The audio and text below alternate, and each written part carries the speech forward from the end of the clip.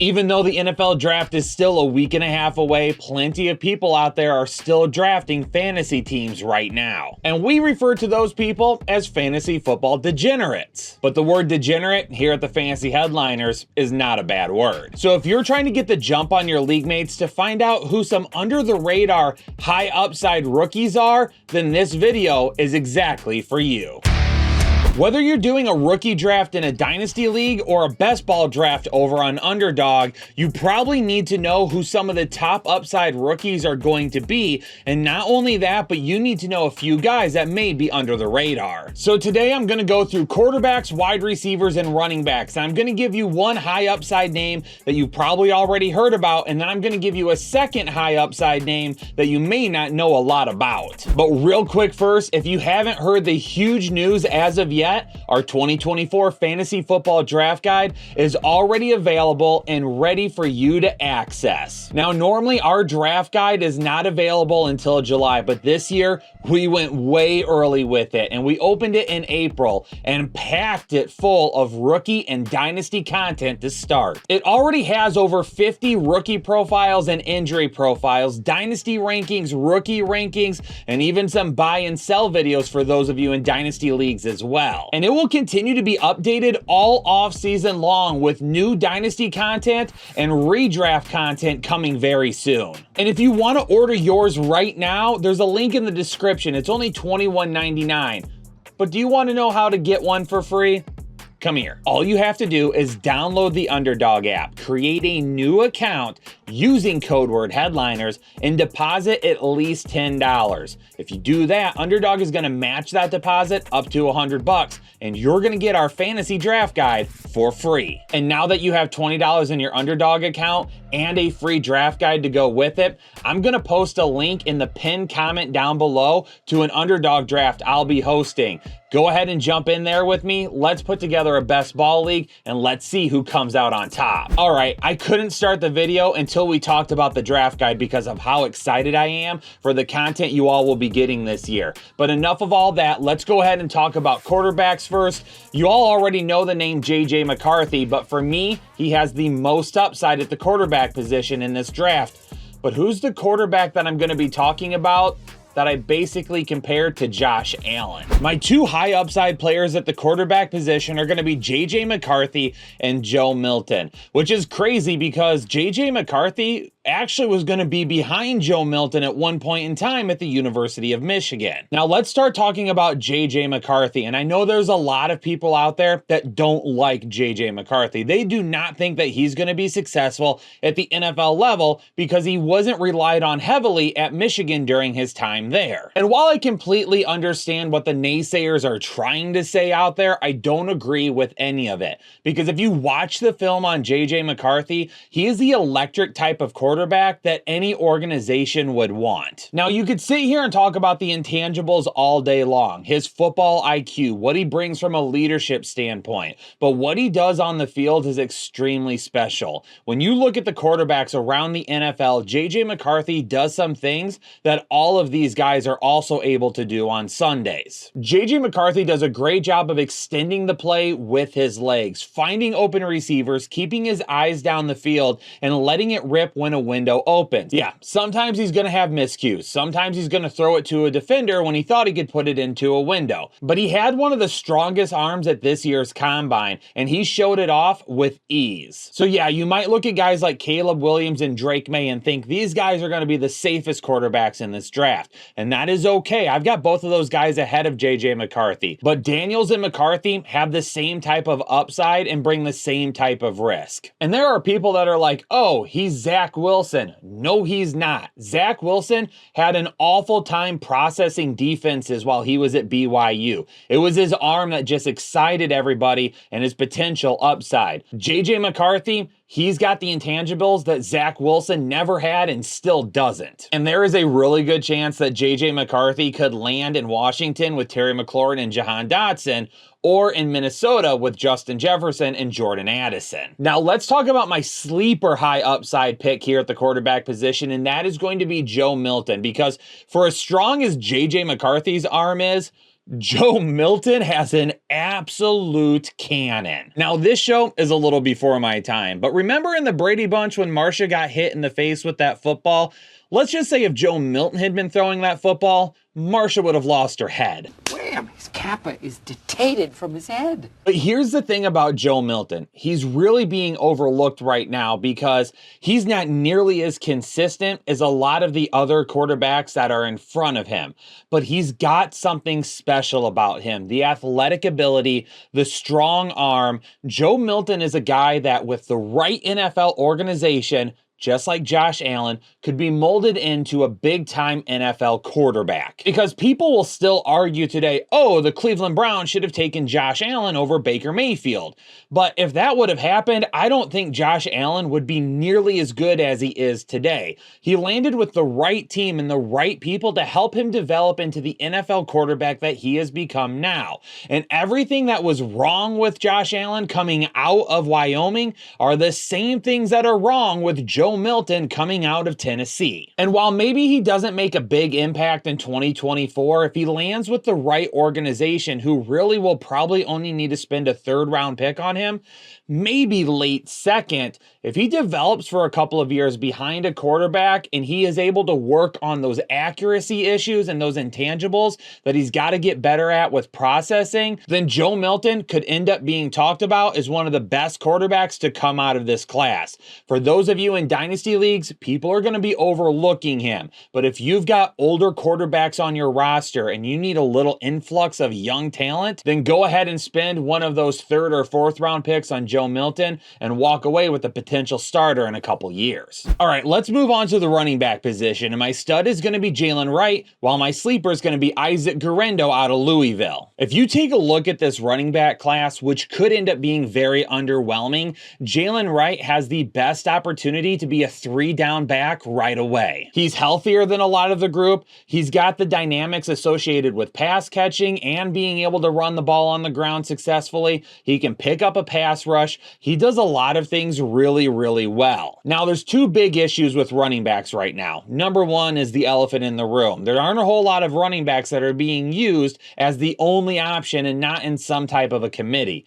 But number two, there's not a whole lot of places where running backs could land this year where they're going to be true 3-down backs right off the bat. Part of that was because in free agency, we saw one of the biggest, most dynamic running back classes of our time. And all of those running backs were inked to deals, and because of that, there's not a whole lot of starting spaces or even committee options available right now. But I anticipate Jalen Wright being one of the top running backs off the board, if not the first one. He is my RB1 in this class. The Dallas Cowboys are the first team that comes to mind, but a couple of teams that could draft a running back and could potentially unseat the starter would be the Arizona Cardinals or the Carolina Panthers. For the Arizona Cardinals, James Conner obviously has had some injury issues. Being able to play alongside James Conner and step in if he inevitably ends up going down for a short amount of time could be big for Jalen Wright and his value.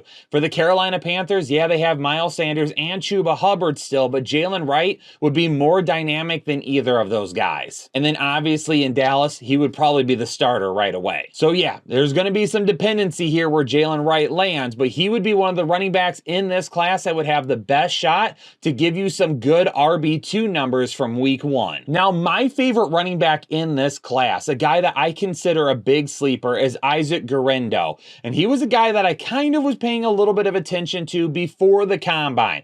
But then he went to the combine, he absolutely blew up, and then I had to pay even more attention. But it's really weird because even after a super solid combine, I don't see a lot of people talking about him. Now, one area of football that I love to research and watch is the running back position. As you know, in our draft guide, I've got my dynamic running back rating that's exclusive to Headliner Nation that purchases that guide. And also when it comes to running back calls over the year, I've made some pretty darn good ones. James Robinson comes to mind if you've been around that long, Ramondre Stevenson as well. There are guys that I like in the draft that I say, man, I don't think they're being talked about enough, and Isaac Guerendo falls into that area for me. Now, Gurindo ended up playing 5 years in college, and he started his career at Wisconsin. But during his 4 years at Wisconsin, he didn't even amass 100 total carries. And then after transferring to Louisville last year, he was able to show some of that dynamic playmaking ability that he just wasn't able to get on the field for at Wisconsin. So when you look at 5-year college running backs, typically you would say, we probably need to stay away from them. But in Gurindo's case, that's not going to be it. He doesn't have nearly that amount of wear on the tires at this point. Now, one thing with Gurindo that we will absolutely keep an eye on is hamstring issues. He has a history of them while in college, and that was one of the attributing factors as to why he wasn't able to make it on the field and stay there consistently. But with that being said, he's going to be a guy that no one will really be talking about, but he has a lot of really good athletic traits that are going to allow him to be highly successful at the NFL level if he gets that opportunity. And more than likely, he's going to land with a team as a backup running back, and he's going to have to earn his way onto the field. But that doesn't mean that we still can't keep an eye on him and invest in him as a guy that maybe over the next year or two takes the starting job away from an aging veteran or is able to make it onto the field when a veteran goes down with an injury. I love the fact that Gurindo can switch back and forth and go from being a very tough runner that can break tackles to showing off that agility to making people miss tackles. Now, he does lack a little bit of the acceleration that I would like out of his cuts, but he is still a guy that when he bounces the ball to the outside, he can hit the corner and get down the field before any defender can even touch him. All right, let's hop right into the wide receivers, and this year's class is insane. Elite options at the top of the class, including maybe the best wide receiver prospect of all time. Tons of depth throughout the middle at this position. And then, of course, the wide receiver that broke the combine record for the fastest 40 time ever. So in terms of high upside, my stud is going to be Malik Nabers, while my sleeper is going to be Roman Wilson. Now, Malik Nabers and Marvin Harrison Jr. remind me of last year's conversations about Bijan Robinson and Jahmyr Gibbs. Bijan Robinson being Marvin Harrison Jr., Jahmyr Gibbs being Malik Nabers. Because everyone seemed fixated on Bijan Robinson last year, and nobody really talked about Jahmyr Gibbs as being one of the best running backs in this class. Now, Malik Nabers, he's getting a little bit more props this year than what Jahmyr Gibbs did last year, and there are a lot of people out there that actually think that Nabers could end up having more upside than Marvin Harrison Jr. Now, while Marvin Harrison Jr. is still my wide receiver one in this class, Malik Nabers is a very close number 2. In fact, it's probably a 1A, 1B situation for me instead. Malik Nabers reminds me of Jamar Chase. The things he does on the football field are exactly like his former LSU counterpart in Chase. And this is all going to be about where he lands, because there's an opportunity for Nabers to potentially land in LA with Justin Herbert, or he could land in New York with Daniel Jones. Wherever it may be, Nabers is going to be a guy that will compete for the wide receiver 1 spot and lots of targets right off the bat. He's got big playmaking ability down the field. He's got burst and acceleration that allows tons of yards after the catch and the ability to take one to the house from anywhere on the field. He is as dynamic of a playmaker as any wide receiver we've seen come out of the draft recently, and any team that drafts him has a future wide receiver 1 on their hands. His upside is going to be huge this season. Let's just keep our fingers crossed that he lands in the right spot to keep up that potential. Now, for me, Roman Wilson is a guy that has a lot of upside, but for other reasons, because when Roman Wilson is drafted this year, he's going to be drafted to go play in the slot, and that could be a really, really good thing for him. Now, the things that he lacks in would only be a problem if a team drafts him and tries to put him on the outside on a consistent basis.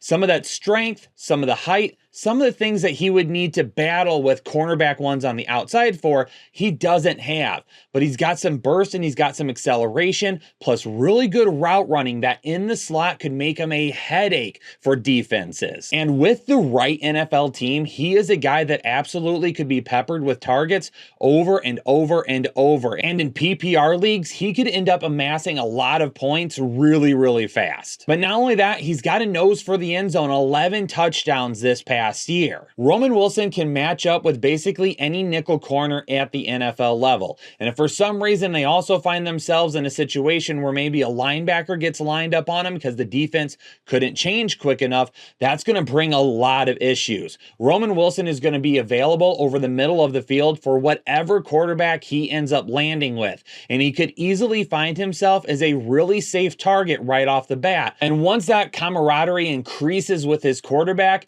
he could be looked at over and over and over. But there you have some high upside rookie sleepers and studs that you need to keep an eye on heading into and out of the NFL draft. And don't forget to head on over to Underdog and take care of everything that we talked about at the beginning of the video so you can get your free draft guide and you can draft some best ball teams against me. But for now, Headliner Nation, I'm gonna get out of here. Do me a favor, hit the like button if you appreciate the content, subscribe to the channel if you're new here, and leave me a comment down below about an under the radar prospect that you really like that you don't think is getting enough love. And of course, YouTube is gonna recommend a video to you that you may have missed from our channel already. And if you have, make sure you watch that right now so you're staying up to date on all of our content. Peace out, Headliner Nation. Stay safe and healthy, and I'll catch you all on the next episode of the Fantasy Headliners.